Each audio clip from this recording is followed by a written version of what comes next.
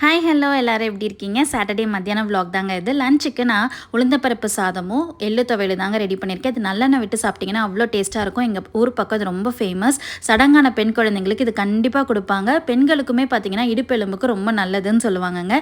என்னுடைய ஸ்டைலில் நான் எப்படி பண்ணியிருக்கேன் அப்படின்னா, 1 கப் ரைஸ் எடுத்திருக்கேன். அரை கப் வந்துட்டு கருப்பு உளுந்து, அதுக்கப்புறம் கொஞ்சம் வெந்தயம், கொஞ்சம் பூண்டு, தேங்காய், கல்லுப்பு, 4½ டம்ளர் தண்ணி விட்டு 4 விசில் வச்சு எடுத்திங்கன்னா சூப்பரான உளுந்தப்பருப்பு சாதம் ரெடிங்க. கூடவே நீங்கள் உருளைக்கிழங்கு வெங்காயம்லாம் போட்டு நல்லா ஃப்ரை மாதிரி வச்சு சாப்பிட்லாம். ஆனால் நான் இன்றைக்கி உருளைக்கிழங்கு இல்லை அப்படின்றதுனால செய்யலை. எள்ளு துவையலுக்கு பார்த்தீங்கன்னா ஃபஸ்ட்டு எள்ளு நல்லா வறுத்துக்கோங்க.